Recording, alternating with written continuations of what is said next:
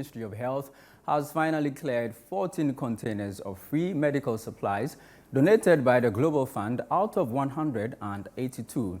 The essential medical commodities, including antiretroviral drugs for HIV patients, were stuck at the Tema ports for the past 1 year due to the government's inability to settle third-party fees. Fredo has more in this report. The government came under intense pressure after it came to light that essential medicines donated by the Global Fund were locked up because of the government's failure to clear them.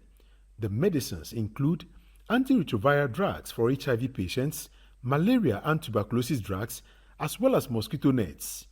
Addressing the media at the Tema port, the Chief Director at the Ministry of Health, Alhaji Hafiz Adam, noted that there are about 168 containers more to be cleared at a cost of 17 million Ghana cedis. We have about 168 more containers left to be cleared at an estimated cost of approximately 17 million Ghana cedis. And this includes non-medicine commodities like bed nets and rapid diagnostics tests.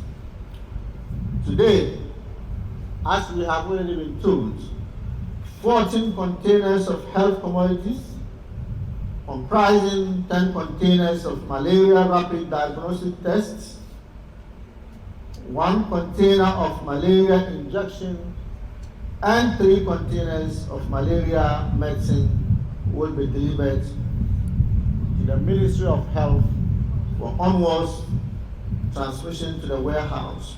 He dispelled media reports which suggest that the Global Fund has stopped or intends to stop extending critical support to Ghana. Let me state, for the avoidance of doubt, that we have read through the media that Global Fund has suspended delivery of vaccines and medicines to Ghana.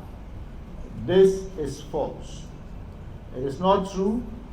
Global Fund has not suspended its support to the good people of Ghana, and Global Fund has no intention of suspending support to the good people of Ghana. The director in charge of policy decisions at the Ministry of Finance, George Winful, indicated that the Ministry of Finance received the information about the medical supplies very late.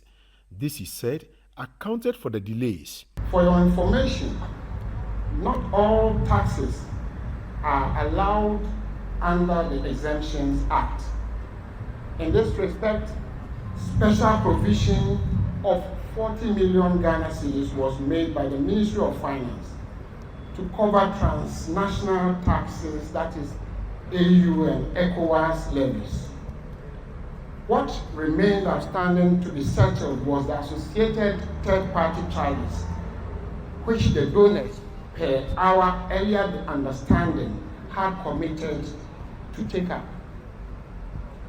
Unfortunately, upon arrival of the consignment at the port, the associated charges could not be paid, and this information was also not communicated to the Ministry of Finance on time. He, however, stated that an intergovernmental committee of stakeholders has been constituted to address such matters in the future. To ensure that such an incident does not recur, an intergovernmental committee is being set up comprising of representatives from Ministry of Finance, Ministry of Health, Ghana Ports and Harbours Authority, and Ghana Revenue Authority. The committee will work together to address such matters should they come up, to ensure their swift resolution.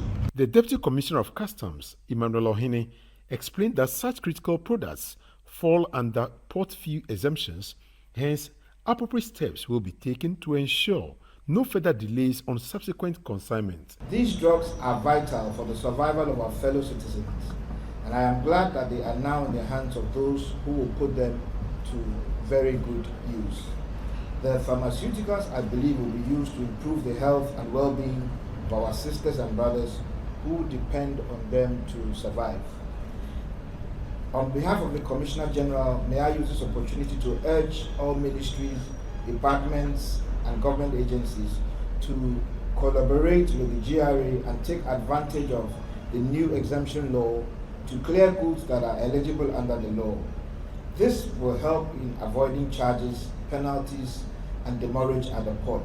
In all, about 14 containers are being cleared out of 182 that were supplies, medical supplies donated by the Global Fund to this country, and they've been at this particular port for almost a year, and this compelled a number of CSOs in the health sector to start even agitating and registering their displeasure with government's inaction on this particular medical supplies.